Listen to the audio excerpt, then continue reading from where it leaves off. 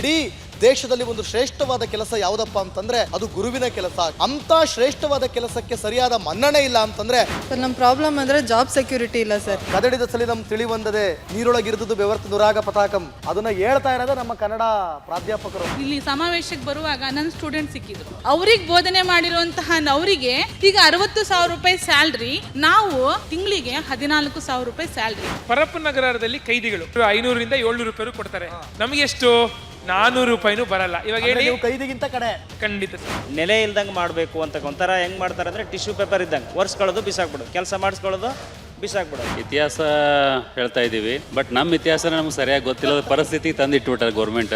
ನಮ್ಮ ಪರಿಸ್ಥಿತಿ ಹೆಂಗಾಯ್ತು ಅಂತ ಹೇಳಿದ್ರೆ ಇನ್ನೊಬ್ರ ಕೈಲಿ ಹೇಳ್ಕೊಳಕ್ಕೆ ಕೂಡ ನಮಗೆ ಕಷ್ಟ ಆಗ್ತಾ ಇದೆ. ಶಿಲ್ಪಿಯನ್ನ ಮೂರ್ತಿಯನ್ನಾಗಿ ಮಾಡೋರು ಉಪನ್ಯಾಸಕರು. ಉಪನ್ಯಾಸಕರಿಗೆ ಇವತ್ತು ಆರ್ಥಿಕ ದೃಷ್ಟಿಯಿಂದ ಕೀಳಾಗಿ ನೋಡಿದ್ರೆ ಶಿಕ್ಷಣ ಹೆಂಗೆ ಮುಂದುವರಿತದ? ನಮಸ್ಕಾರ ಸರ್, ಏನ್ ನಿಮ್ಮ ಹೆಸರು? ಸಂದೀಪ್ ಅಂತ. ಸಂದೀಪ್, ನೀವ್ ಯಾವ ಸಬ್ಜೆಕ್ಟ್? ಕನ್ನಡ ಮಾಡ್ತಾ ಇದ್ದೀವಿ. ಓ ಕನ್ನಡ, ಹೇಳಿ ಸರ್. ಸರ್, ಈಗ ಇಷ್ಟು ವೈಯಕ್ತಿಕ ಸಮಸ್ಯೆಗಳನ್ನು ಮಾತ್ರ ಹೇಳಿದ್ರು ಕೆಲವರು ವಿಷಯವಾರ ಸಮಸ್ಯೆಗಳು ಬೇರೆ ಬೇರೆ ಹೇಳ್ತಾ ಇರ್ಬೇಕು, ನನಗೆ ರಿಪೀಟ್ ಆಗಬಾರ್ದು. 900 ಇದ್ದಿದ್ದು ಅತಿಥಿ ಶಿಕ್ಷಕರ ಸಂಖ್ಯೆ ಇವತ್ತು 6,800ಕ್ಕೆ ಮುಟ್ಟಿದೆ.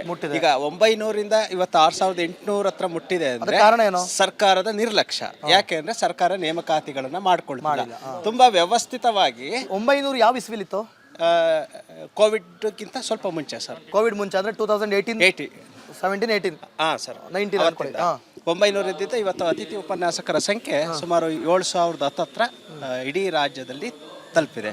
ಸೊ ಇದು ತುಂಬ ವ್ಯವಸ್ಥಿತವಾಗಿ ಸರ್ಕಾರಿ ಶಾಲಾ ಕಾಲೇಜುಗಳನ್ನು ಮುಚ್ಚಿಸುವಂತಹ ವ್ಯವಸ್ಥೆ ಅಂತ ಅನಿಸುತ್ತೆ. ಯಾಕೆಂದರೆ ಈಗ ಯಾವುದೇ ಒಂದು ಸಬ್ಜೆಕ್ಟ್, ಫಾರ್ ಎಕ್ಸಾಂಪಲ್ ಫಿಸಿಕ್ಸ್, ಒಂದು 40 ಮಕ್ಕಳು ಇಲ್ಲ ಅಂದರೆ ಅಲ್ಲಿದ್ದಂಥ ಪರ್ಮನೆಂಟ್ ಲೆಕ್ಚರು ಬೇರೆ ಕಡೆಗೆ ಟ್ರಾನ್ಸ್ಫರ್ ಆಗ್ಬೋದು.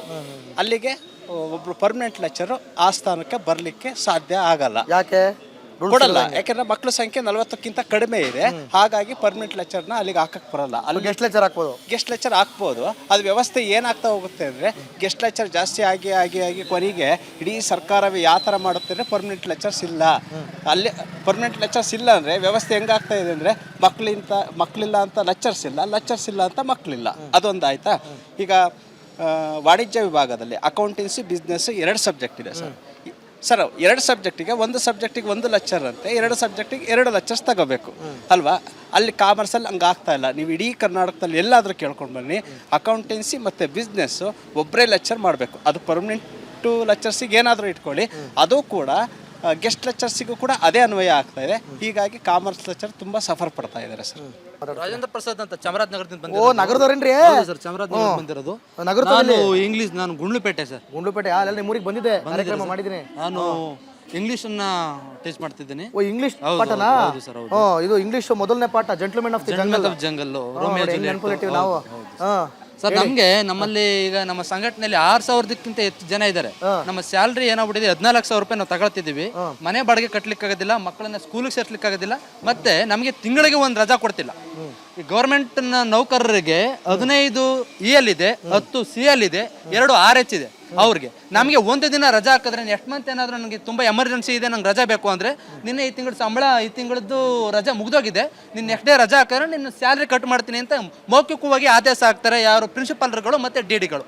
ಇದನ್ನು ಕೇಳಿದ್ರೆ ಮೇಲಧಿಕಾರಿಗಳ ಆದೇಶ ಅಂತಾರೆ. ಸರ್ಕಾರದಲ್ಲಿ ಕೂತಿರುವಂಥ ಮುಖ್ಯಮಂತ್ರಿಗಳು ಮತ್ತು ಉಪಮುಖ್ಯಮಂತ್ರಿಗಳು ಇದೇ ಸರ್ಕಾರ 13ರಲ್ಲೂ ಇತ್ತು ಮತ್ತು 18ರಲ್ಲಿ ಬಂದಿದೆ. ನಾವು ಯುವಕರನ್ನ ಮುಂದೆ ತರ್ತೀವಿ, ನೌಕರನ್ನ ಮತ್ತೆ ಉದ್ಯೋಗಗಳನ್ನು ಸೃಷ್ಟಿ ಮಾಡ್ತೀವಿ ಅಂದರು. ಯಾವುದೇ ಸಿದ್ದರಾಮಯ್ಯ ಅವರಾಗಿರ್ಬೋದು ಮತ್ತು DK ಶಿವಕುಮಾರ್ ಅವರಾಗಿರ್ಬೋದು 2ನೇ ಬಾರಿ ಖಾತೆಯನ್ನು ಹಂಚಿಕೆ ಮಾಡಿಸ್ಕೊಂಡಿದ್ದಾರೆ. ಯಾರು ಮಧು ಬಂಗಾರಪ್ಪ ಅವರು ಪ್ರಾಥಮಿಕ ಮತ್ತು ಪ್ರೌಢ ಶಿಕ್ಷಣವನ್ನ ಯಾವುದೇ ರೀತಿಯಾದಂತಹ ಬದಲಾವಣೆ ನೋಡಲಿಲ್ಲ. ಪದವಿ ಪೂರ್ವಕ್ಕೆ ಹೆಂಗ್ ಬರ್ತಾರೆ ಅವರು? ಹೌದು ಸರ್, ಅವರೇ ಸರ್. ಹೌದು, ಪದವಿ ಪೂರ್ವಕ್ಕೂ ಅವರೇ ಸರ್. ಅದಕ್ಕೆ ನಾನು ಯೋಚನೆ ಮಾಡ್ತಿದ್ದೆ, ಪ್ರಾಥಮಿಕ 1 to 12 ಸರ್, 1 to 12 ಸರ್. ಯಾವುದೇ ರೀತಿ ಕೂಡ ಪ್ರೌಢಾಗಿ ಬಂದ್ಬಿಡ್ತಾರೆ. ಪ್ರೌಢ ಸರ್, ಹೌದು ಸರ್. ಆಮೇಲೆ ನಮ್ಮನ್ನ ಈಗ ಹೊಸ ನೇಮಕಾತಿಯಲ್ಲಿ 12ನೇ ಕ್ಲಾಸ್ ಅಂತ ಹೇಳಿ 12ನೇ ಕ್ಲಾಸ್ ಸರ್. ಈ ಹೊಸ ನೇಮಕಾತಿಯಲ್ಲಿ ನಮ್ಗೆ ಏನ್ ಮಾಡಿದ್ದಾರೆ ಅಂದ್ರೆ, ನಾವು ಯಾವುದೇ ಒಂದು ವೇಳೆ ಆ ಒಂದು ಕ್ಯಾಂಪಸ್ ಒಳಗಡೆ ಪ್ರಿಮಿಸಸ್ ಅಲ್ಲಿ ಹೈಸ್ಕೂಲ್ ಇದ್ರೆ ಹೈಸ್ಕೂಲ್ಗೂ ಕೂಡ ಗೆಸ್ಟ್ ಲೆಕ್ಚರರ್ಸ್ ಪಾಠ ಮಾಡಬೇಕು ಅನ್ನೋ ನಿಯಮನ ಮುಂದಿನ ದಿನಗಳಲ್ಲಿ ತಂದ್ರೂ ಆಶ್ಚರ್ಯ ಇಲ್ಲ. ಅದು ಈಗ ಆಲ್ರೆಡಿ ಪರ್ಮನೆಂಟ್ ಲೆಕ್ಚರರ್ ಮಾಡಬೇಕು ಅಂತಾಗಿದೆ ಮುಂದಿನ ನೇಮಕಾತಿಯಲ್ಲಿ. ನಮಗೆ ಇದನ್ನು ಮಾಡಿದ್ರು ಮಾಡಲಿಕ್ಕೆ ಆಶ್ಚರ್ಯ ಇಲ್ಲ ಸರ್. ಈ 14,000 ತಗೊಂಡು ಬೆಂಗಳೂರು ಆಗಿರ್ಬೋದು, ಮೈಸೂರು ಆಗಿರ್ಬೋದು, ಎಲ್ಲೂ ಕೂಡ ನಾವು ಸರ್ವೈವಲ್ ಆಗ್ಲಿಕ್ಕೆ ಆಗ್ತಾ ಇಲ್ಲ. ಒಬ್ಬ ಕೈದಿಗೆ ದಿನಕ್ಕೆ 700 ರೂಪಾಯಿ ಕೊಡ್ತಿದ್ದಾರೆ, ನಮಗೆ 350 ಕೊಡ್ತಿದ್ದಾರೆ. ನಾವು ಜಮೀನುಗಳಲ್ಲಿ ಕೆಲಸ ಮಾಡೋ ಲೇಬರರ್ಸ್ಗೆ 700 ರೂಪಾಯಿ ಇದೆ, ಲೇಡೀಸ್ ಲೇಬರರ್ಗೆ 500 ರೂಪಾಯಿ ಇದೆ. ನಾವು ಮಕ್ಕಳನ್ನ ತಿದ್ದುವಂಥವರು, ಸಮಾಜಮುಖಿ ಕೆಲಸ ಮಾಡ್ತಾ ಇರುವಂಥವರು, ಅನೇಕ ಕಾಲೇಜ್ಗಳಲ್ಲಿ ಟೆಸ್ಟ್ಗಳನ್ನು ಮಾಡ್ತಿದ್ದೀವಿ, ವ್ಯಾಲ್ಯೂಯೇಷನ್ಗಳು ಮಾಡ್ತಿದ್ದೀವಿ, ಪರೀಕ್ಷಾ ಕೇಂದ್ರಗಳನ್ನು ನೋಡ್ಕೊತಿದ್ದೀವಿ, ಜವಾಬ್ದಾರಿಯುತ ಒಂದು ಸ್ಥಾನದಲ್ಲಿದ್ದೀವಿ. ನಮ್ಮನ್ನ ಯಾವ ಥರ ಅಂದರೆ ಅವರ ಮನೆಗಳಲ್ಲಿರುವಂಥ ವಾಚ್ಮ್ಯಾನ್ ಸಂಬಳ ಜಾಸ್ತಿ ಕೊಡ್ತಿದ್ದಾರೆ ಸರ್. ಸರ್ಕಾರಿ ನೌಕರರ ಮನೆಗಳಲ್ಲಿ ಡ್ರೈವರ್ ಕೆಲಸ ಮಾಡ್ತಿದ್ದಾರೆ. ನಮ್ಮ ಸಚಿವರು ಕಾರ್ ಡ್ರೈವರ್ ಇದಾರಲ್ಲ ಸರ್, ಅವ್ರ ಸಂಬಳ 30-35,000 ಇದೆ. ನನ್ನ ಸಂಬಳ 14,000 ಇದೆ ಸರ್. ಏನು ನಂಗೆ ಹೆಂಗೆ ಬದುಕಲಿ ಸರ್? ಏನು ಮಾತಾಡಬೇಕು ಅಂತಾನೆ ಗೊತ್ತಾಗ್ತಿಲ್ಲ ನನಗೆ. ಹೌದು, ಏನು ನನ್ನ ಹೆಂಗೆ ಬದುಕಲಿ ಹೇಳಿ ಸರ್? ನಾನು ಗಡಿ ಜಿಲ್ಲೆ ಚಾಮರಾಜನಗರದಿಂದ ಬಂದಿದ್ದೀನಿ, ಹೆಂಗೆ ಮಾಡಲಿ ಸರ್? ನನ್ನ ಸಂಬಳ 14,000 ತಗೊಂಡು ಏನು ಮಾಡ್ಲಿಕ್ಕಾಗುತ್ತೆ ಸರ್ ನಾನು? ಕರೆಕ್ಟ್. ಗುಂಡ್ಲುಪೇಟೆ ನೋಡಿ, ಇವತ್ತು ಮಕ್ಕಳಿಗೆ IT BT ವಲಯದಲ್ಲಿ ಇಂಗ್ಲಿಷ್ ಇಲ್ಲ ಅಂತಂದ್ರೆ ಮೂಸ್ ನೋಡಲ್ಲ.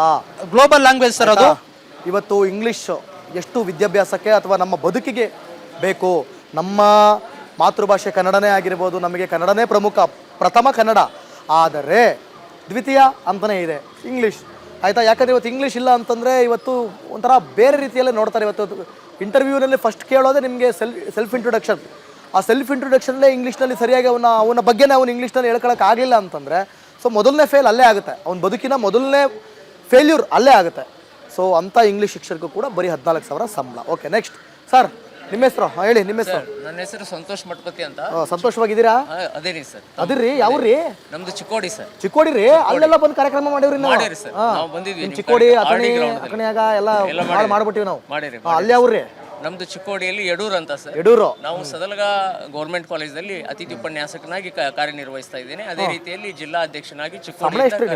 ನನಗೆ 14,000. ಮತ್ತೆ ಚಲೋ ಅದಿರಿ ಅಂದ್ರಿ? ಮತ್ತೆ ಅದೇ ಸರ್, ಒಂದ್ ಸ್ವಲ್ಪ ನಿಮ್ಮ ಆಶೀರ್ವಾದ, ಹಿರಿಯರ ಆಶೀರ್ವಾದದಿಂದ ಅಪ್ಪ ಮಾಡಿದ್ದು ತಾತ ಮಾಡಿದ್ರಿಂದ ಒಂಚೂರು ಸುಮಾರಾಗಿ ಉಸಿರಾಡಕತ್ತೀನಿ.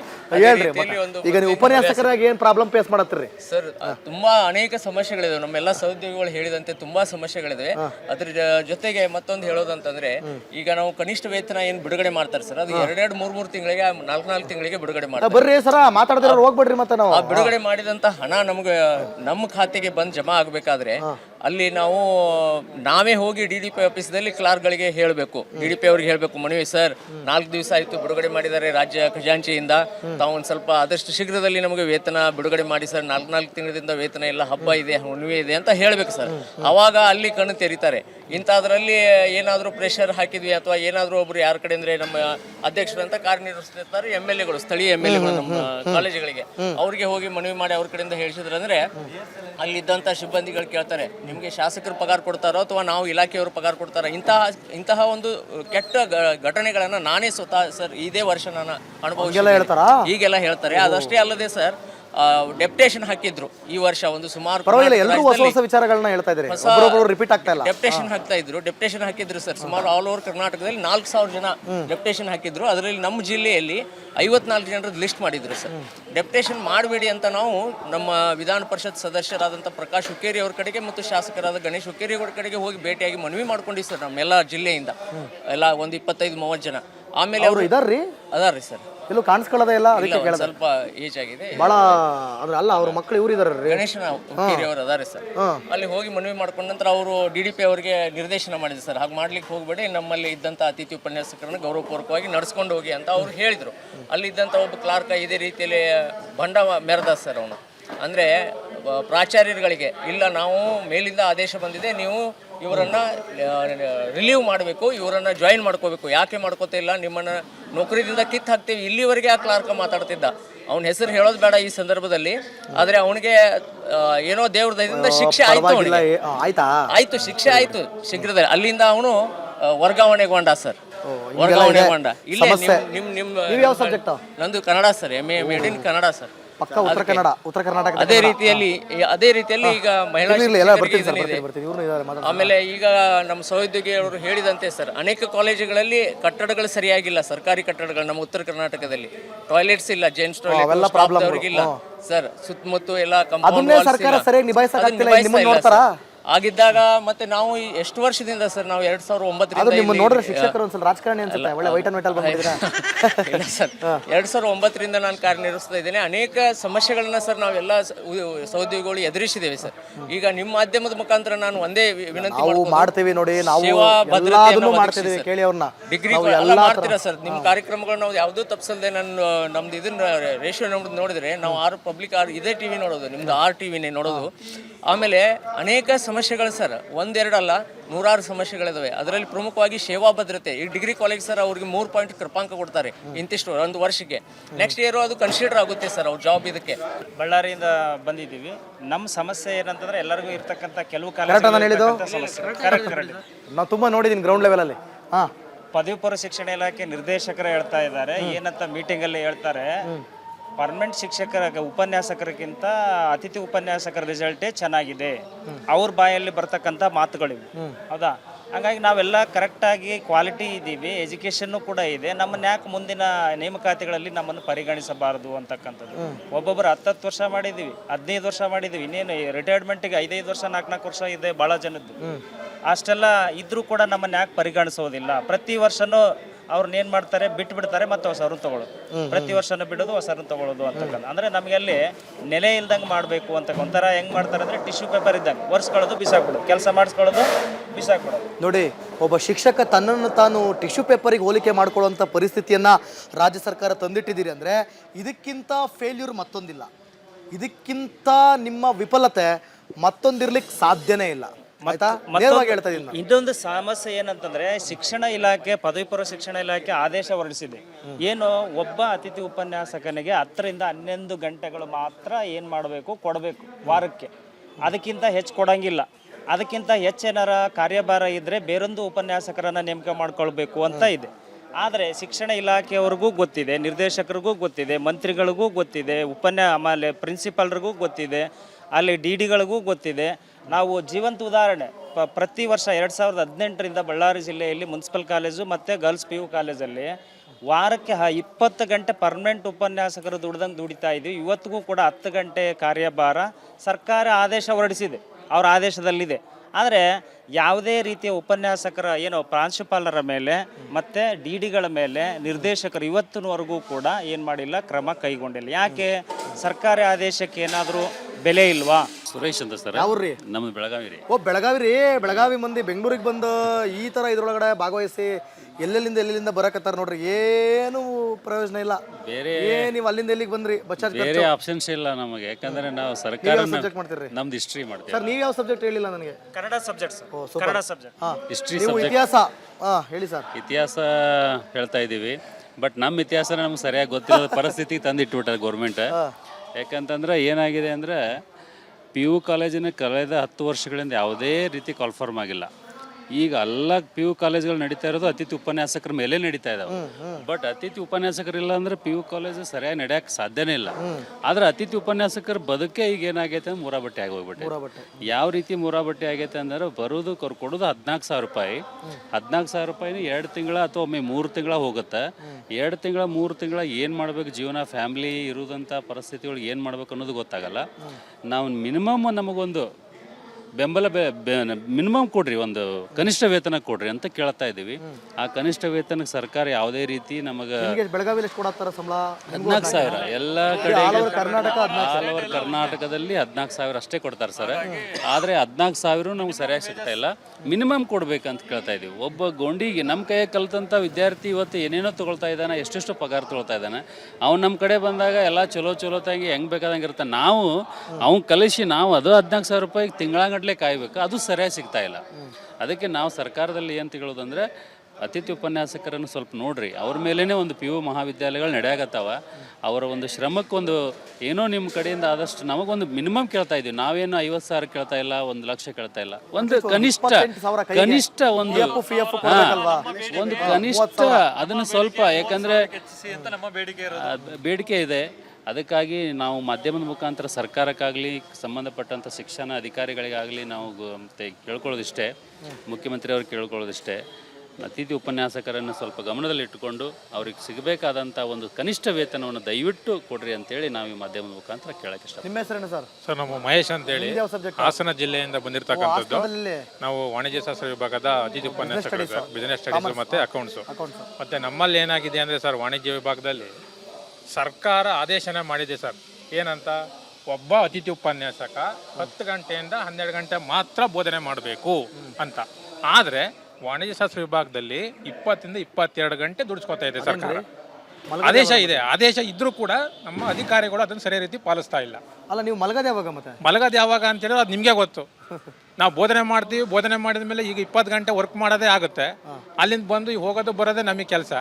ಆದರೂ ನಮಗೆ ವೇತನ ಬರೀ 14,000 ರೂಪಾಯಿ ಇದೆ. ಸಮಸ್ಯೆ ಏನಾಗ್ತಾ ಇದೆ ಅಂತ ಹೇಳಿದ್ರೆ, ವಾಣಿಜ್ಯ ಶಾಸ್ತ್ರದಲ್ಲಿ 2 ವಿಷಯ ಇರೋದ್ರಿಂದ 2 ವಿಷಯವನ್ನು ಒಬ್ಬನೇ ಉಪನ್ಯಾಸಕ ಬೋಧನೆ ಮಾಡ್ತಾ ಇರ್ತಕ್ಕಂಥದ್ದು. ಆ ಬೋಧನೆಯಲ್ಲಿ ವಿಷಯ ಸರಿಯಾದ ರೀತಿಯಲ್ಲಿ ವಿದ್ಯಾರ್ಥಿಗಳಿಗೆ ತಲುಪಬೇಕು ಅಂತ ಹೇಳಿದ್ರೆ ಸರ್ಕಾರ ಏನು ಆದೇಶ ಮಾಡಿದೆ ಆ ಆದೇಶವನ್ನು ಎಲ್ಲ ಜಿಲ್ಲೆಯ ಏನು ಉಪನಿರ್ದೇಶಕರಿದ್ದಾರೆ ಅದನ್ನು ಸರಿಯಾದ ರೀತಿ ಪಾಲಿಸಿ, ಅತಿಥಿ ಉಪನ್ಯಾಸಕರು ಒಂದು ವಿಷಯಕ್ಕೆ ಒಬ್ಬರಂತೆ 2 ವಿಷಯಕ್ಕೂ ಕೂಡ ಒಬ್ಬರನ್ನ ತಗೋಬೇಕು ಅಂತ ಆದೇಶವನ್ನು ಸರಿಯಾದ ರೀತಿ ಎಲ್ಲ ಅಧಿಕಾರಿಗಳು ಅದನ್ನು ಅಥವಾ ಉಪನಿರ್ದೇಶಕರು ಪಾಲಿಸಬೇಕು ಅಂತೇಳಿ ಒಂದು ಮನವಿ. ನನ್ನ ಹೆಸರು ಧರ್ಮೇಂದ್ರ ಅಂತ ಸರ್. ಯಾವ? ನಾವು ಹಾಸನದಿಂದ ಬಂದಿರೋದು. ಹಾಸನದಲ್ಲಿ ಅವರು? ನಮ್ದು ಆಲೂರು, ಹಾಸನ. ನಾವು ಸರ್ಕಾರಕ್ಕೆ ನಮ್ದು ರಾಜ್ಯಶಾಸ್ತ್ರ. ಓ, ರಾಜ್ಯಶಾಸ್ತ್ರದ ಪಿತಾಮಹರು ಅರಿಸ್ಟಾಟಲ್. ಓಕೆ.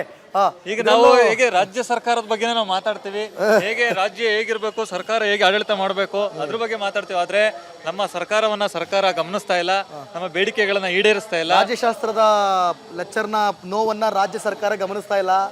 ಹೌದು. ಹಾಗಾಗಿ ನಮ್ಮ ಬೇಡಿಕೆಗಳನ್ನ ಈಡೇರಿಸಿ ಕನಿಷ್ಠ ಕೂಲಿ ಕಾಯ್ದೆ ವೇತನ ಜಾರಿ ಮಾಡಿ ನಮಗೆ 30,000ಕ್ಕೆ ಗೌರವಧನವನ್ನು ಹೆಚ್ಚಿಸಿ ಮತ್ತು ಸೇವಾ ಭದ್ರತೆಯನ್ನು ಕೊಡಿ. ಹಾಗೆ ಕೆಲವೊಂದು ಸಂದರ್ಭದಲ್ಲಿ, ಕೊರೋನಾ ಸಂದರ್ಭದಲ್ಲಿ ಅತಿಥಿ ಉಪನ್ಯಾಸಕರು ಕೊರೋನಾ ಬಂದು ಸಾವನ್ನಪ್ಪಿದ್ರು. ಅವ್ರಿಗೆ ಯಾವುದೇ ರೀತಿಯ ಭದ್ರತೆ ಇಲ್ಲ. ಅವರಿಗೆ ಒಂದು ಇಡಿಗಂಟು ನಮಗೆ ಒಂದು ಇಡಿಗಂಟನ್ನು ನೀಡಿದ್ರೆ ಅವರ ಕುಟುಂಬಕ್ಕೆ ನಿರ್ವಹಣೆ ಆಗ್ತದೆ, ಅವರ ಮಕ್ಕಳು, ಅವರ ಹೆಂಡತಿ ಮಕ್ಕಳ ಜೀವನಕ್ಕೆ ಕಷ್ಟಕರ ಆಗ್ತಾ ಇದೆ. ಹಾಗಾಗಿ ಅವನ್ನ ನೀವು ಮೊದಲು ನಮ್ಮ ಗಮನ ಹರಿಸ್ಕೊಂಡು ನಮ್ಮ ಸಮಸ್ಯೆಗಳಿಗೆ ನೀವು ಅದಕ್ಕೆ ಸಹಕಾರವನ್ನು ಕೊಡಬೇಕು ಅಂತೇಳಿ ನಾನು ಮನವಿಯನ್ನು ಮಾಡ್ಕೋತೀನಿ. ನಿಮ್ಮ ಹೆಸರು? ನನ್ನ ಹೆಸರು ಗುರಪ್ಪ ಅಂತೇಳಿ, ಎಕನಾಮಿಕ್ಸ್ ಲೆಕ್ಚರರು. ಓ, ಅರ್ಥಶಾಸ್ತ್ರ ಇಲ್ಲ, ಆಡಮ್ ಸ್ಮಿತ್ ಕಡೆಯವರು. ಹೇಳಿ ಸರ್. ಈಗ ನಮ್ಮದು ಏನೆಲ್ಲ ಮಾತಾಡಿದ್ರು ನಮ್ಮ ಸ್ನೇಹಿತರು. ನಮ್ಮ ಪರಿಸ್ಥಿತಿ ಹೆಂಗಾಯ್ತು ಅಂತ ಹೇಳಿದ್ರೆ, ಇನ್ನೊಬ್ರ ಕೈಲಿ ಹೇಳ್ಕೊಳಕ್ಕೆ ಕೂಡ ನಮಗೆ ಕಷ್ಟ ಆಗ್ತಾ ಇದೆ. ಯಾಕೆಂದರೆ ಯಾವ್ದಾದ್ರು ಒಂದು ದೇವಸ್ಥಾನಕ್ಕೆ ಹೋಗ್ಬೇಕು, ಒಂದು ಶಾಪಿಂಗ್ ಹೋಗ್ಬೇಕು, ಒಂದು ಬಸ್ ಫೇರ್ ಕೊಡಬೇಕು, ಒಂದು ಮನೆಗೆ ಏನಾದ್ರು ಒಂದು ಒಳ್ಳೆ ಫರ್ನಿಚರು ಏನಾದ್ರು ತರಬೇಕು ಅಂತ ಹೇಳಿದ್ರೆ ಅಕ್ಕಪಕ್ಕದ ಮನೆಯವ್ರು ನೋಡಿ ನಮ್ಮ ಲೆಕ್ಚರರ್ ಅಂತ ಭಾವನೆಗೆ ನಾವು ಬಂದ್ಬಿಟ್ಟಿದ್ದೀವಿ. ಅರ್ಥಶಾಸ್ತ್ರವನ್ನ ಮಾಡುವಂತ ಆ ಭಾವನೆಗೆ ನಾವು ಪ್ರಾಧ್ಯಾಪಕರಿಗೆ ಆರ್ಥಿಕವಾಗಿ ಕುಂದುಕೊರತೆ ಉಂಟಾಗಿದೆ. ಹೌದು, ತುಂಬಾ ಕ್ರಿಟಿಕಲ್ ಅಂತ ಹೇಳಿದ್ರೆ ಅದನ್ನ ಹೇಳ್ಕೊಳಕ್ಕಾಗೋದಿಲ್ಲ. ವರ್ಷದಲ್ಲಿ ನಮಗೆ ಕೇವಲ 8 ರಿಂದ 9 ತಿಂಗಳು ಮಾತ್ರ ಸಂಬಳ ಕೊಡ್ತಾರೆ. ಇನ್ನು 4 ತಿಂಗಳು ನಾವು ಎಲ್ಲಿಗೆ ಹೋಗ್ಬೇಕು? ಯಾರು ಕೆಲಸ ಕೊಡ್ತಾರೆ? ಅದ ಕೊಡೋ ಸಂಬಳದವರು ತಿಂಗಳಿಗೆ ಕರೆಕ್ಟಾಗಿ ಕೊಡ್ತಿದ್ದಾರೆ, ಅದು ಯಾರು ಹೇಳಲೇ ಇಲ್ಲ. ಕೊಡೋ ಸಂಬಳ ಕೂಡ 1 ತಿಂಗಳಲ್ಲ 3-4 ತಿಂಗಳು ಬಿಟ್ಟು ಕೊಡ್ತಾರೆ ಸಂಬಳ. 1 ತಿಂಗಳು ಯಾರು ಹೇಳಲೇ ಇಲ್ಲ ಇದನ್ನ. 3 ತಿಂಗಳ ತನಕ ನಾವೇನು ತಿನ್ಬೇಕು? 3 ತಿಂಗಳ ತನಕ ನಮ್ಮನ್ನ ಯಾರು ನೋಡ್ಕೋತಾರೆ? ನಮ್ಮ ಹೆಂಡತಿ ಮಕ್ಕಳನ್ನ ಯಾರು ನೋಡ್ಕೋತಾರೆ? ನಮ್ಮ ಬಸ್ ಚಾರ್ಜ್ ಆರೋಗ್ಯ ಹೆಂಗೆ ನೋಡ್ಕೋಬೇಕು? ಒಂದು ಕಾಲೇಜು ಆಲ್ರೆಡಿ ಕಾಲೇಜ್ ಇದೆ ಅಂತ ಹೇಳಿದ್ರೆ ಅಲ್ಲಿ ಎಷ್ಟು ಜನ ಲೆಕ್ಚರರ್ ಇರ್ತಾರೆ ಅಷ್ಟು ಜನರಿಗೆ ಗೌರ್ಮೆಂಟ್ ಸ್ಯಾಲ್ರಿ ಏನು ಬರುತ್ತೆ ಆ ಸ್ಯಾಲ್ರಿ ಬರುತ್ತೆ. ಒಬ್ಬ ಗೌರ್ಮೆಂಟ್ ಸ್ಯಾಲ್ರಿನ 10 ಜನರಿಗೆ ಗೆಸ್ಟ್ ಲೆಕ್ಚರರ್ ಕೊಡ್ಬೋದು. ಹೆಂಗೆ ದುಡ್ಸ್ಕೊತಿದ್ದಾರೆ ಅಂದ್ರೆ ನಮ್ಮ ಜೀತಾಳನ್ನಾಗಿ ಈಗ ಅದನ್ನು ಬಿಟ್ಟು ಒಂದೇ ಸರಿ ಬಿಟ್ಟು ಬಂದರೂ ಕೂಡ ಅಷ್ಟು ಜನ ವಿದ್ಯಾರ್ಥಿಗಳಿಗೆ, ನಾನು ಪಾಠ ಮಾಡೋಂಥ ಕಾಲೇಜಿನಲ್ಲಿ ಸುಮಾರು 140 ವಿದ್ಯಾರ್ಥಿಗಳನ್ನ ಪಾಠ ಮಾಡ್ತಿದ್ದೀನಿ. ಆ ಮಕ್ಕಳಿಗೆ ನ್ಯಾಯ ಆಗುತ್ತೆ. 1 ವರ್ಷದ ಸುಮ್ಮನೆ ಪಾಠ ಮಾಡ್ತೀನಿ ಅಂತ ಬಂದು ಆ ಮಕ್ಕಳಿಗೆ ನ್ಯಾಯ ಆಗುತ್ತೆ. ಸೊ ಏನಾಗಿದೆ ಅಂತೇಳಿದ್ರೆ ಪರ್ಮನೆಂಟ್ ಫ್ಯಾಕಲ್ಟಿ ಏನು ಸಂಬಳ ತಗೊಂಡು ಟ್ಯಾಕ್ಸ್ ಕಟ್ತಿದ್ರಲ್ಲ ಆ ಸಂಬಳ ಕೂಡ ನಮಗೆ ಬರ್ತಾ ಇಲ್ಲ. ಒಬ್ಬ ಅತಿಥಿ ಉಪನ್ಯಾಸಕ ಅವನು ಪಾಠ ಮಾಡೋಕೆ ಹೋಗ್ಬೇಕು ಅಂತ ಹೇಳಿದ್ರೆ ದಿನಕ್ಕೆ ಒಂದು 50 ರೂಪಾಯಿ ಪೆಟ್ರೋಲ್ ಹಾಕ್ಸ್ಕೋಬೇಕು. ಸಣ್ಣ ಪುಟ್ಟ ಖರ್ಚಿರ್ತವೆ, ಮನೆ ಖರ್ಚಿರ್ತವೆ, ಆರೋಗ್ಯ ವ್ಯವಸ್ಥೆ ಇರುತ್ತೆ, ಎಲ್ಲಾನು ಸುಧಾರಿಸ್ಕೊಂಬರ್ಬೇಕು. ನೀವು ಕೊಡೋಂಥ 14,000 ರೂಪಾಯಿಲಿ ಯಾರು ಈ ಕಾಲದಲ್ಲಿ ಜೀವನ ಮಾಡೋಕ್ಕಾಗತ್ತೆ? ಕರೆಕ್ಟ್. ಇದು ಸಮಸ್ಯೆ. ಕೊಡ್ತಿರೋಂಥ 14,000 ಕೂಡ ತಿಂಗಳ ಕೊಡೋದಿಲ್ಲ. ತಿಂಗಳ ಕೊಡೋದಿಲ್ಲ. ಕೊಡ್ತಿರೋದೇ ಕಮ್ಮಿ, ಕೊಡ್ತಿರೋದೇ 3 ಕಾಸಿಂದು. ಅದರಲ್ಲೂ ಸರಿಯಾಗಿ ಕೊಡ್ತಾ ಇಲ್ಲ. ಇದನ್ನ ಯಾರ ಹತ್ರ ಕೇಳಬೇಕು? ನಾವು ಅತಿಥಿ ಉಪನ್ಯಾಸಕರನ್ನ ಹೆಂಗೆ ನಮ್ಮ ಅಧಿಕಾರಿ ವರ್ಗ ಹೆಂಗೆ ಮಾಡ್ಕೊಂಡಿದ್ದಾರೆ ಅಂತ ಹೇಳಿದ್ರೆ ಗೆಸ್ಟ್ ಹಿಂಗೆ ಬಂದು ಹಿಂಗೆ ಹೋಯ್ತಾರೆ ಅಂತ. ನಾವು ಬೆಳಗ್ಗೆ 9:30ಗೆ ಬಂದರೆ ಎಲ್ಲ ಉಪನ್ಯಾಸಕರಂಗೆ ಕೂಡ 4:15ವರೆಗೂ ಕೂಡ ಅವ್ರ ಜೊತೆ ಇದ್ದು ಪಾಠ ಮಾಡಿ ಪ್ರವಚನ ಮಾಡಿಸಿ ಅವ್ರಿಗಿಂತ ಒಳ್ಳೆ ಪರ್ಸೆಂಟೇಜ್ ಕೊಡಿಸಿರ್ತೀವಿ. ಆದರೆ ಉಪನ್ಯಾಸಕರಿಗೆ ಅಧಿಕಾರಿ ವರ್ಗದವರಿಗೆ ಮೇಲ್ನವ್ರು ಹೇಳೋದೇನಂತಂದ್ರೆ ಗೆಸ್ಟ್ ಹಿಂಗೆ ಬಂದು ಹಿಂಗೆ ಹೋಯ್ತಾರೆ ಅಂತೇಳಿ. ಆದರೆ ದಯವಿಟ್ಟು ಮನವರಿಕೆ ಮಾಡಬೇಕು ಅಧಿಕಾರಿಗಳು, ಮನವರಿಕೆ ಮಾಡ್ಕೋಬೇಕು ಅಧಿಕಾರಿಗಳಿಗೆ. ನಾವು ಕೂಡ ಅವ್ರಿಗಿಂತ ಹೆಚ್ಚಿನ ಫಲಿತಾಂಶವನ್ನು ಕೊಡ್ಸಿರ್ತೀವಿ. ದಯಮಾಡಿ ನಮ್ಮ ಮಾನ್ಯತೆಗಳನ್ನು ಮನ್ನಿಸಬೇಕು. ದಯವಿಟ್ಟು ನಮಗೆ ಕನಿಷ್ಠ ವೇತನ ಕೊಡಿಸಿ, ತಿಂಗಳ ಕೊಡಿಸಿ, ವರ್ಷ ಪೂರ ನಮಗೆ ವೇತನ ಬರೋ ಥರ ವ್ಯವಸ್ಥೆಯನ್ನು ಮಾಡಿಕೊಡ್ಬೇಕು. ಮೇಡಮ್ ನಿಮ್ಮ ಹೆಸರು? ನಳಿನಾಕ್ಷಿ ಅಂತೇಳಿ, ನೀವು ಯಾವ ಊರಿಂದ ಬಂದಿದ್ರಿ ಮೇಡಮ್? ದಕ್ಷಿಣ ಕನ್ನಡ ಜಿಲ್ಲೆ. ಓ, ಮಂಗಳೂರಿನವರಾ? ಮತ್ತೆ ಅಲ್ಲಿ ಅವರು? ಅಲ್ಲಿ ನೆಲ್ಯಾಡಿ ಕೊನಾಲು ಅಂತೇಳಿ ಕಾಲೇಜಿನ ಹೆಸರು. ನೆಲ್ಯಾಡಿ. ಹಾಂ ಹಾಂ, ಬೆಳ್ತಂಗಡಿ ಹತ್ರನಾ? ಅಲ್ಲ, ನೆಲ್ಯಾಡಿ ತಾಲೂಕು ಯಾವ್ದು ಬರ್ತದೆ? ತಾಲೂಕು ಕಡಬ. ಕಡಬ ತಾಲೂಕು. ಹಾಂ, ಮತ್ತೆ ಎಂತ ಸಮಸ್ಯೆ ಅಂತ? ಸಮಸ್ಯೆ ನಮ್ಮ ಯಾವ ಸಬ್ಜೆಕ್ಟ್ ನೀವು ಮಾಡೋದು? ನಾನು ಹಿಸ್ಟ್ರಿ ಸಬ್ಜೆಕ್ಟ್ ಅನ್ನು ಇತಿಹಾಸ ಸಬ್ಜೆಕ್ಟ್ ಅನ್ನು ಮಾಡ್ತಾ ಇದ್ದೇನೆ. ನಮ್ಮ ಇಡೀ ಅತಿಥಿ ಉಪನ್ಯಾಸಕರ ಸಮಸ್ಯೆ ಅನ್ನುವಂಥದ್ದು ಇರುವಂಥದ್ದು ಒಂದು ಸೇವಾ ಭದ್ರತೆ ಅನ್ನುವಂಥದ್ದು ಒದಗಿಸುವಂಥದ್ದು. ಅದೇ ರೀತಿ ವರ್ಷವಾಗಿ ನಾವು ಏನು ಇಲ್ಲಿ ಇಷ್ಟು ವರ್ಷಗಳಿಂದ ಕೆಲಸ ಮಾಡ್ತಾ ಇದೆ, ಯಾವುದೇ ರೀತಿಯಾದಂಥ ನಮಗೆ ಸರ್ವಿಸ್ ಲೆಟರ್ಗಳನ್ನು ಕೊಡ್ತಾ ಇರುವುದಿಲ್ಲ. ಅದೇ ರೀತಿಯಾಗಿ ಸಂಬಳ ಅತಿ ಕಡಿಮೆ ಇರುವಂಥದ್ದು 14,000 ಅನ್ನುವಂಥದ್ದು ನಮಗೆ ವೇತನ ಆಗಿರ್ತದೆ. ಅದನ್ನೊಂದು ಕನಿಷ್ಠವಾಗಿ 30,000ಕ್ಕಾದರೂ ಏರಿಸಬೇಕು ಅನ್ನುವಂಥದ್ದು ನಮ್ಮ ಒತ್ತಾಯ. ಅದೇ ರೀತಿಯಾಗಿ ಲಾಸ್ಟ್ 2025-26ನೇ ಸಾಲಿನಲ್ಲಿ ನಮಗೆ ಮಾರ್ಚಲ್ಲಿ ಏನು ದಕ್ಷಿಣ ಕನ್ನಡ ಮತ್ತು ಉಡುಪಿ ಜಿಲ್ಲೆಯನ್ನು ಕಂಪೇರ್ ಮಾಡಿ ಉಳಿದ ಜಿಲ್ಲೆಗಳಿಗೆ ಹೋಲಿಸಿದಾಗ ನಮಗೆ ಸಂಬಳವನ್ನು ಕಡಿತ ಮಾಡಿರ್ತಾರೆ. ಮಾರ್ಚ್ ತಿಂಗಳ ಸಂಬಳದಲ್ಲಿ ಕಡಿತ ಮಾಡಿ ಕೇವಲ 17 ದಿವಸಗಳ ಸಂಬಳವನ್ನು ಮಾತ್ರ ನೀಡಿರುವಂಥದ್ದು. ಅದೇ ರೀತಿ ಈ ವರ್ಷದಲ್ಲಿ 26-27ನೇ ಸಾಲಿನಲ್ಲಿ ಮೇ 25ರಿಂದ ನಮ್ಮನ್ನು ಕಾಲೇಜಿಗೆ ಕರೆಸಿಕೊಂಡಿರ್ತಾರೆ. ಅಲ್ಲಿನ ನಂತರ ಸಂಬಳ ಬಂದಿರುವಂಥದ್ದು ಈಗ ಜೂನ್ ಮತ್ತು ಜುಲೈದ್ದು ಬಂದಿರುವಂಥದ್ದು. ಬಂದಂಥ ಸಂಬಳದಲ್ಲಿ ನಮ್ಮ ಕಾಲೇಜಿನಲ್ಲಿ, ಅದೇ ರೀತಿ ಬೇರೆ ಕಾಲೇಜುಗಳಲ್ಲಿ ಸಮಸ್ಯೆ ಇದೆ, ನಮ್ಮ ಕಾಲೇಜಿನಲ್ಲಿ 7 ಮಂದಿ ನಾವು ಅತಿಥಿ ಉಪನ್ಯಾಸಕರಾಗಿ ಸೇವೆ ಸಲ್ಲಿಸ್ತಾ ಇದ್ದೇವೆ. ಆದರೆ ಅಲ್ಲಿ ಬಂದಿರುವಂಥದ್ದು ಕೇವಲ 6 ಮಂದಿ ಅತಿಥಿ ಉಪನ್ಯಾಸಕರ ಸಂಬಳ ಮಾತ್ರ ಬಂದಿರುವಂಥದ್ದು. ಅದೇ ಇನ್ನೂ ಒಬ್ಬರದ್ದು ಬಾಕಿ ಇರುವಂಥದ್ದು. ಅದೇ ರೀತಿ ದಕ್ಷಿಣ ಕನ್ನಡದಲ್ಲಿ ಅಥವಾ ಉಡುಪಿಯಲ್ಲಿ ಕೆಲವು ಕಡೆಗಳಲ್ಲಿ ಏನಾಗಿದೆ ಅಂತ ಹೇಳಿದರೆ ಹೀಗೆ 1 ಅಥವಾ 2 ಸಬ್ಜೆಕ್ಟ್ನವರ ಸಂಬಳಗಳು ಬಾಕಿಯಾಗಿರುವಂಥದ್ದು, ಅದನ್ನು ಶೀಘ್ರವಾಗಿ ಕೊಡುವಂಥದ್ದು. ಅದೇ ರೀತಿ ನಮಗೆ ಈ ಸರಿ ಸಂಬಳ ಮಾಡುವಂಥ ಸಂದರ್ಭದಲ್ಲಿ ಏನು ಮಾಡಿದ್ದಾರೆ ಅಂತ ಹೇಳಿದರೆ ಬಂದಿರುವಂಥ ಸಂಬಳಗಳನ್ನು 7 ಮಂದಿಗೆ 12,000ದಂತೆ ಹಂಚಿರ್ತಾರೆ. ಅಲ್ಲಿ ಈಗ ಇನ್ನೂ ಏನಾಗಿದೆ ಅಂತ ಹೇಳಿದರೆ 28,000 ಸಂಬಳ ಬಾಕಿಯಾಗಿರುವಂಥದ್ದು. ಬಂದಿರುವಂಥ ಸಂಬಳದಲ್ಲಿ ಬಾಕಿಯಾಗಿ ಒಂದು ಸರ್ಕಾರ ಇದನ್ನು ಗಮನಿಸಬೇಕು. ಕೊಡುವಂಥ ಸಂಬಳವನ್ನು ಏನು ಮಾಡಬೇಕು ಅಂತ ಹೇಳಿದರೆ ತಿಂಗಳಿಗೆ ಸರಿಯಾಗಿ ನೀಡುವಂಥದ್ದು. ನಂತರ ಅವರಿಗೆ ನಮ್ಮನ್ನು ತಗೊಳ್ಳುವಾಗ ಅವರಿಗೆ ಎಲ್ಲ ಡಾಕ್ಯುಮೆಂಟ್ಗಳು ಹೋಗಿರ್ತದೆ. ಇಷ್ಟು ಮಂದಿ ಒಂದು ಕಾಲೇಜಿನಲ್ಲಿ ಇಷ್ಟು ಮಂದಿ ಏನಾಗಿರ್ತಾರೆ, ಗೆಸ್ಟ್ ಲೆಕ್ಚರ್ ಆಗಿ ವರ್ಕ್ ಮಾಡ್ತಾ ಇದ್ದಾರೆ. ಅದೇ ಸಂಬಳ ಕಳಿಸುವಂಥ ಸಂದರ್ಭದಲ್ಲಿ ಒಬ್ಬರನ್ನು ಕಡಿಮೆ ಮಾಡಿ ಕಳಿಸಿರುವಂಥದ್ದು ಅದು ಏನು ತುಂಬ ಕಷ್ಟ ಆಗ್ತದೆ. ನಮಗೆ ಬರುವಂಥ ಸಂಬಳವು ತಿಂಗಳಿಗೆ ಸರಿಯಾಗಿ ತುಂಬ ಭಾಳ ಪ್ರಾಬ್ಲಮ್ ಇರುವಂಥದ್ದು. ನಿಮ್ಮ ಹೆಸರೇನು ಸರ್? ನಮಸ್ಕಾರ, ನಮ್ಮ ಹೆಸರು ಶಂಕರ್, ಚಿಕ್ಕಮಂಗ್ಳೂರು ಡಿಸ್ಟಿಕ್ ಮೂಡಿಗೆರೆ ತಾಲೂಕು. ಚಿಕ್ಕಮಂಗ್ಳೂರು ನಮ್ಮೂರ ಸರ್, ನಿಮ್ಮೂರೇ ನಮ್ದು, ಅದಕ್ಕೆ ಮಾತಾಡ್ಸಿದ್ದು. ಹೌದಾ? ಮತ್ತೆ ಯಾವ ಸುಮಾರು ಒಂದು 8-9 ವರ್ಷದಿಂದ ಗೆಸ್ಟ್ ಲೆಕ್ಚರ್ಸ್ ಆಗಿ ವರ್ಕ್ ಮಾಡ್ತಾ ಇದೀವಿ. ಅವಾಗ್ಲಿಂದನೂ ಕೂಡ ಕನಿಷ್ಠವಾಗಿ. ಸರ್ ನಮಸ್ಕಾರ ಸರ್. ಅಲ್ಲಲ್ಲ ಬೇಡ ಅಲ್ಲ, ಸ್ವಲ್ಪ ನೋಡಿ ಇವ್ರಿಗೆ ಏನಾರು ಒಂದು ಅನುಕೂಲ ಮಾಡಿಸ್ಕೊಡಿ. ಏನೇನು ಮಾಡಬೇಕು ದಯಮಾಡಿ ಎಲ್ಲ ಮಾಡ್ತೇವೆ. ನಾನೀಗ ಇದ್ರ ಮೇಲೆ ಬಂದಿದ್ದೀನಿ. ಅಲ್ಲ ಗೊತ್ತಾಯ್ತು, ನೀವು ಸ್ವಲ್ಪ ಅನುಕೂಲ ಮಾಡ್ಕೊಡ್ಬೇಕು ಸರ್. ಮಾತಾಡಬೇಕು, ನೀವು ಮಾತಾಡೋರ ಹತ್ರ. ನಾನು ಮಾತಾಡೀನಿ ಸರ್, ಅವ್ರ ಜೊತೆ ನಾವು 5 ವರ್ಷದಿಂದ ಜೊತೆಲಿವಿ. ನಾವು ಏನೇನು ನಮ್ಮ ಕೈಲಿ ಆಯ್ತದ ಅದೆಲ್ಲ ಮಾಡ್ತಾವೆ. ಜೊತೆಲಿ ಇರೋದು ಇಂಪಾರ್ಟೆಂಟ್ ಅಲ್ಲ sir. End of the day ಅವ್ರಿಗೆ ಬೇಕಾಗಿರೋ ರಿಸಲ್ಟ್ ಇಂಪಾರ್ಟೆಂಟ್. ಕೇಳಿ ಅವ್ರನ್ನ ಹೇಳಿದ್ರು, ತುಂಬ ಹೇಳಿದ್ರು ಸಮಸ್ಯೆಗಳನ್ನ. ದಯವಿಟ್ಟು ಓಕೆ ಹೇಳಿ. ಸೊ ಹಂಗಿದೆ. ಸುಮಾರು 8-9-10 ವರ್ಷ ಆಯಿತು ಸರ್ವಿಸ್ ಮಾಡಕ್ಕೆ ಶುರು ಮಾಡಿ. ಅವಾಗ್ಲಿಂದ 9,000ದಿಂದ 12,000 ಮಾಡಿದ್ರು. 12,000ದಿಂದ ಈಗ 14,000 ಮಾಡಿದ್ದಾರೆ. ಅದು ಸುಮಾರು 8-9-10 ವರ್ಷದ ಮಧ್ಯ ಅವಧಿಯಲ್ಲಿ. ಓಕೆ, ನಾನು ಒಂದು ಪ್ರಶ್ನೆ ಕೇಳ್ತೀನಿ. ಇವತ್ತಿನ ಒಂದು ಎಲ್ಲ MLA MP ಗಳು ತೆಗೆದುಕೊಳ್ಳುವಂಥ ಸಂಬಳ ಓಕೆ ಯಾವ ಮಟ್ಟದ್ದಿದೆ ಅಂದರೆ ಐಷಾರಾಮಿ ಜೀವನ ಮಾಡೋಕ್ಕೆ ಎಷ್ಟು ಬೇಕೋ ಅಷ್ಟು ಸಂಬಳವನ್ನು ತೆಗೆದುಕೊಳ್ತಾರೆ. ಸರ್ಕಾರ ಏನು ಹೇಳುತ್ತೆ ಅಂದರೆ ನಮಗೆ ಅಭಿವೃದ್ಧಿ ಮಾಡೋಕ್ಕೆ ದುಡ್ಡು ಕೊರತೆ ಇಲ್ಲ ಅಂತಾರೆ. ಓಕೆ, ಇವತ್ತು ಕನಿಷ್ಠ ವೇತನ ಕೂಡ ಕೇಳಿದರೆ ಯಾವುದೇ ಒಂದು ಹಣಕಾಸಿನ ಕೊರತೆ ಇದೆ ಅಂತ ಮುಂದೆ ಆಗ್ತಾ ಇರ್ತಾರೆ. ಓಕೆ, ಇದನ್ನು ಸಾಮಾಜಿಕ ನ್ಯಾಯ ಅಂತ ಹೇಳ್ತಾರ? ಓಕೆ, ಮಾಡೋದಂದ್ರೆ ನೀವು ನಾವು ಎಕನಾಮಿಕ್ಸು, ಇದನ್ನು ಸಾಮಾಜಿಕ ನ್ಯಾಯ ಅಂತ ಹೇಳ್ತಾರೆ. ನಮ್ಮ ಆರ್ಥಿಕ ಪರಿಸ್ಥಿತಿ, ರಾಜ್ಯದ ಆರ್ಥಿಕ ಪರಿಸ್ಥಿತಿ, ಬಡವರ ಪರಿಸ್ಥಿತಿ ಅದೇ ತರ, ಶ್ರೀಮಂತರ ಪರಿಸ್ಥಿತಿ ಉತ್ತಮ ಸ್ಥಿತಿಯಲ್ಲಿ ಆಗ್ತಾನೆ ಇದೆ. ಅರ್ಥಶಾಸ್ತ್ರಜ್ಞರು ಅಂದ್ರೆ ಸ್ವಲ್ಪ ತಜ್ಞರಾಗಿರ್ತೀರಿ. ಆರ್ಥಿಕ ಸ್ಥಿತಿಗತಿಗಳು ಹೇಳಿದ್ನಲ್ಲ, ಬಡವರ ಪರಿಸ್ಥಿತಿ ಅವರೇ ದುಡ್ಡು ತಿನ್ಬೇಕು. ಓಕೆ, 3 ಕಾಸಿನ ಸಂಬಳದಲ್ಲಿ ಆ ಪಾಠಕ್ಕಿದೆ. ಹಾಗಾಗಿ ದಯವಿಟ್ಟು ನಾವು ಸಾಕಷ್ಟು ರೀತಿಯಲ್ಲಿ ಮಾಧ್ಯಮದ ಮೂಲಕ ಅವಾಗ್ಲಿಂದನೂ ಹೇಳ್ತಾನೆ ಬಂದಿದ್ದೀವಿ. ದಯವಿಟ್ಟು ನಮಗೆ ಟೀಚರ್ಸಿಗೆ ಗೌರವ ಕೊಡೋದಾದರೆ ಗೌರವಯುತವಾದ ವೇತನ ಕೊಡಬೇಕು. ಆವಾಗಲೇ ಗೌರವ ಸರ್ಕಾರಕ್ಕೆ ಬರುತ್ತೆ. ಕರೆಕ್ಟ್. ಆಯಿತಾ? ನೀವು 3 ಕಾಸಿನ ಸಂಬಳ ಕೊಟ್ಬಿಟ್ಟು ಓಕೆ ಇದರಲ್ಲಿ ನಿಮ್ಮ ಗೌರವವಾದ ವೇತನ ನಾವು ಸಂಬಳ ಜಾಸ್ತಿ ಮಾಡಿವಿ ಅಂತ ಅಂದರೆ ಆ 14,000 ರೂಪಾಯಿಲಿ ಇವತ್ತು ಒಂದು ಕುಟುಂಬ ಒಬ್ಬ ತಂದೆ ತಾಯಿಗೆ ಅನ್ನ ಕೊಡೋಕ್ಕೆ ಸಾಧ್ಯನಾ? ಪ್ರಶ್ನೆ ಮಾಡ್ಕೋಬೇಕು. ನಿಮ್ಮ ಹೆಸರು ಸರ್? ಶಂಕರ್ ಅಂತ ಹೇಳಿ ಸರ್. ಅವರು ನಮ್ದು ಬೆಳಗಾವಿ ಜಿಲ್ಲಾ ಬಟ್ಕುರ್ಕಿರಿ. ನೀವೇನು ಸಬ್ಜೆಕ್ಟ್ ಮಾಡ್ತೀರಿ? ನಾವು ಎಕನಾಮಿಕ್ಸ್ ಸರ್. ನೀವು ನಿಮ್ಮ ಹತ್ರ ಒಂದೇ ಪ್ರಶ್ನೆ ಕೇಳ್ತೀನಿ, ಎಲ್ಲ ಮಾತಾಡಿದ್ದಾರೆ. ಕೊನೆ ಪ್ರಶ್ನೆ ಕೇಳ್ತೀನಿ, ನಂಗೆ ಸತ್ಯ ಹೇಳ್ಬೇಕು. ಹಾಂ, ಓಕೆ ಸರ್. ಹೆಂಗಿದೆ ನಮ್ಮ ರಾಜ್ಯದ ಆರ್ಥಿಕ ಪರಿಸ್ಥಿತಿ? ನಮ್ಮ ರಾಜ್ಯದ ಆರ್ಥಿಕ ಪರಿಸ್ಥಿತಿ ಏನಂತಂದ್ರೆ ಸರ್, ಸುಧಾರಣೆ ಈ ಕಡೆ ಆಗ್ತಾ ಇಲ್ಲ ಅಂದ್ರೂ ಗ್ಯಾರಂಟಿ ಹೇಳಂಗಿಲ್ಲ.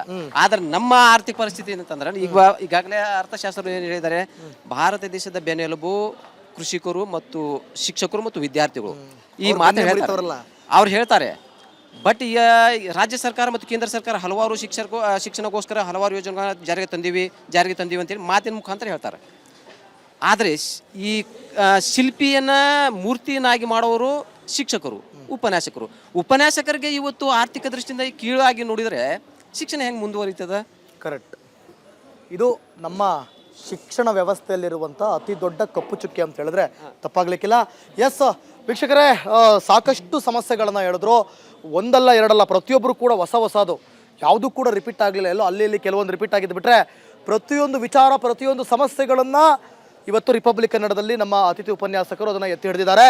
ದಯವಿಟ್ಟು ಶಿಕ್ಷಣ ಅನ್ನುವಂಥದ್ದು ಭಾಳ ಮುಖ್ಯ. ಇವತ್ತು ನೋಡಿ, ಇಡೀ ನಾನು ಆವಾಗಲೇ ಹೇಳಿದೆ, ಕಾರ್ಯಕ್ರಮದ ಆರಂಭದಲ್ಲೂ ಹೇಳಿದೆ, ಇಡೀ ಪ್ರಪಂಚದಲ್ಲಿ ಅತಿ ಶ್ರೇಷ್ಠವಾದ ಕೆಲಸ ಅಂತಂದರೆ ಅದು ಶಿಕ್ಷಕರ ಕೆಲಸ, ಅದು ಗುರುವಿನ ಕೆಲಸ.